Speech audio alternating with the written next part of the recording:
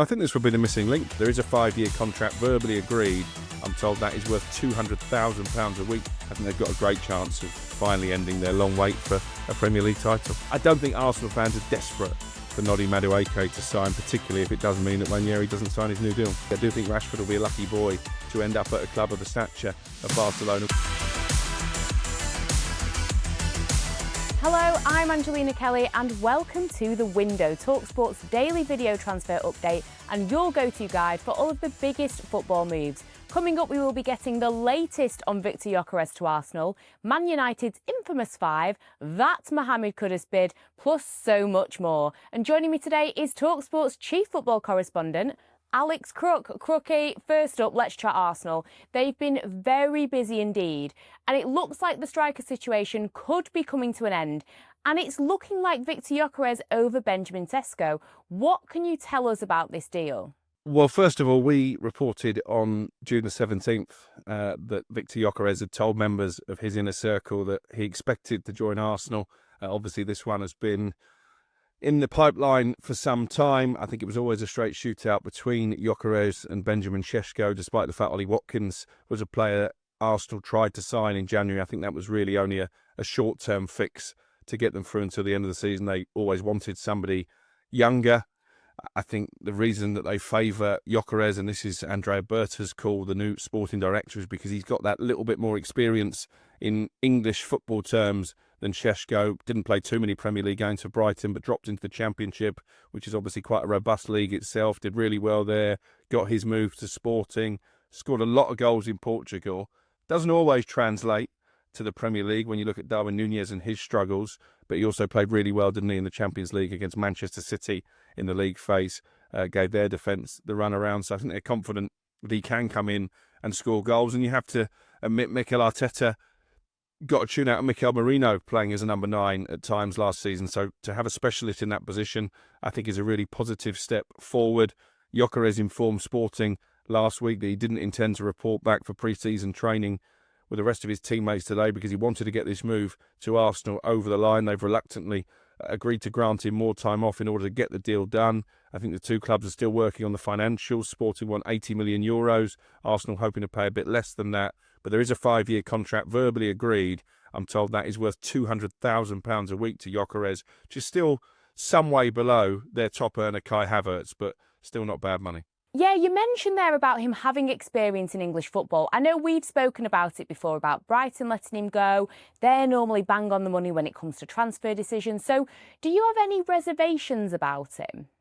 I think I would if he was going to a club like Manchester United, where players have almost gone to die in the last decade or so, where the structure maybe is not as it should be. I think at Arsenal, he's got good players around him. As I mentioned, they've got a tune out of Marino and Kai Havertz in that number 9 position. I think he will get opportunities to score goals. So I think I've got less concerns about him going there than if he was to end up at Old Trafford, which of course was a possibility at one stage with his former manager, Ruben Amorim. But we spoke, didn't we, in the aftermath of that Europa League final defeat in Bilbao. And I said on our Inside Devils podcast, this will stop Gyokeres coming to United because I think all players want to play in the Champions League.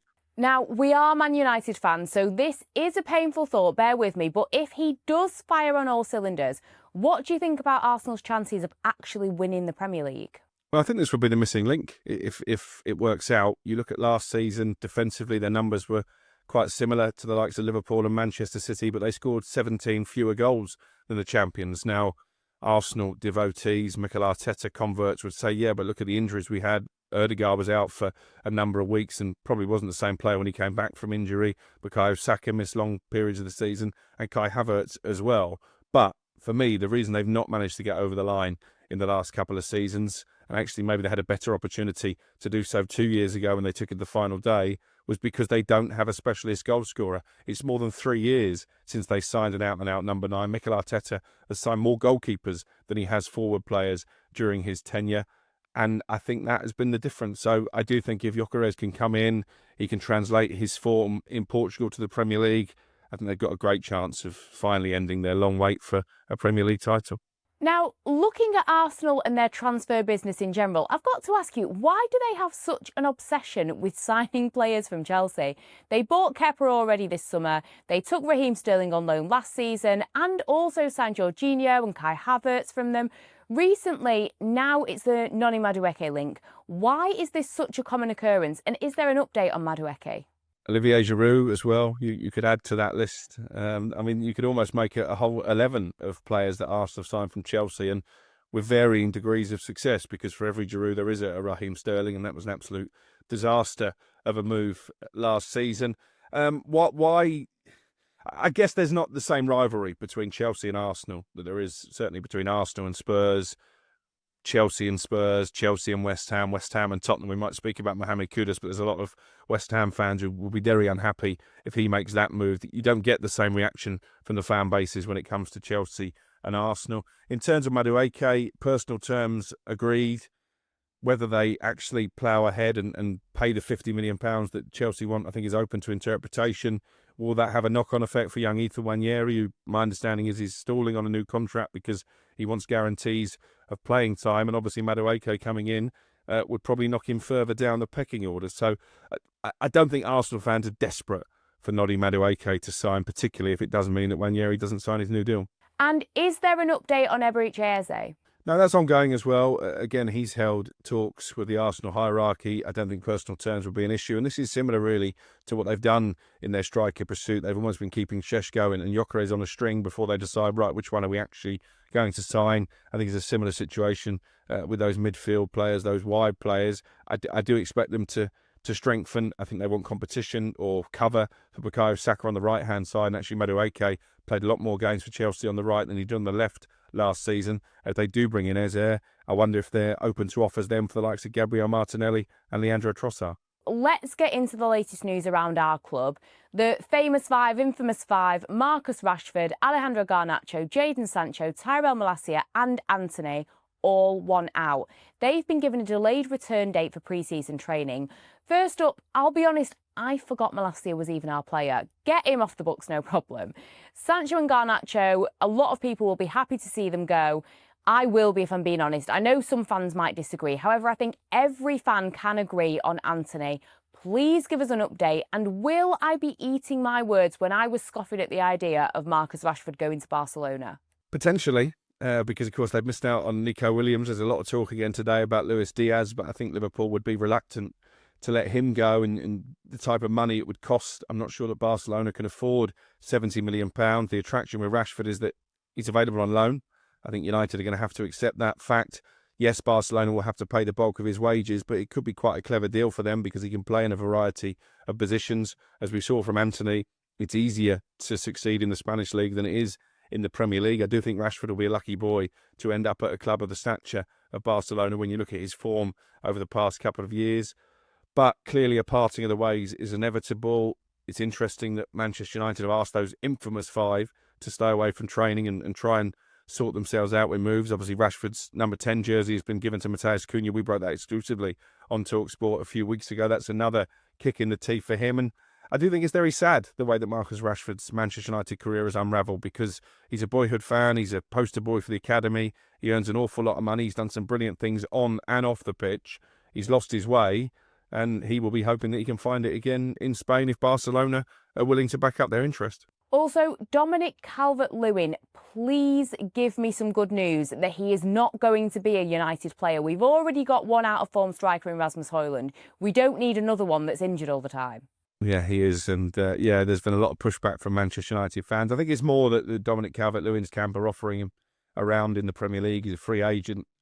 He has scored goals in the Premier League when he's fit, but he hasn't been fit for a long time now. I'm also told that discussions have been held with Newcastle, who hold historic interest. But again, I think Eddie Howe will be a little bit concerned about his injury record.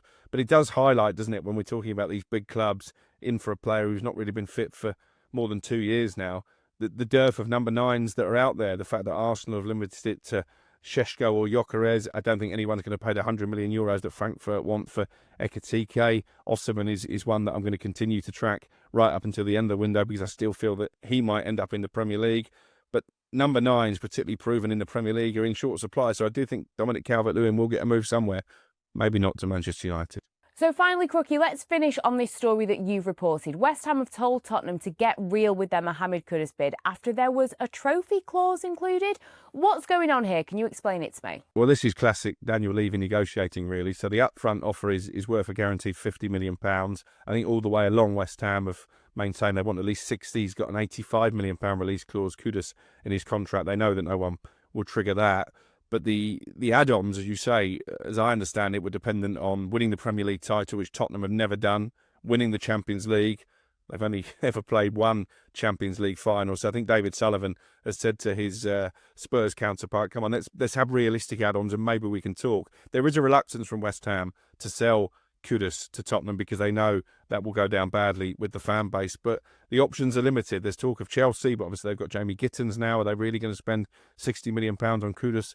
I'm not sure. They've got João Pedro as well, who can play in a variety of positions across the front line. So it does seem that Tottenham are in the box seat. Kudus has made it pretty clear that he wants to make that move, but there's still some negotiating to be done. Realistically, do you think Spurs will actually sign him? Probably, because I think West Ham need to sell. They spent a lot of money last summer.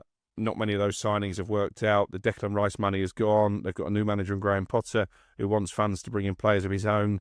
And I think all the time the betting charges hang over Lucas Paquetá, and we hope to get an outcome on that soon as to whether he'll be banned or found innocent. I think Kudus is their most sellable asset. Well, there you have it, Crookie. Thank you so much for joining me. Remember, the window will be back tomorrow to keep you up to date with the latest rumours, done deals and everything in between. But in the meantime, don't forget that you can stay up to date with Alex Crook's transfer notebook on the website talksport.com.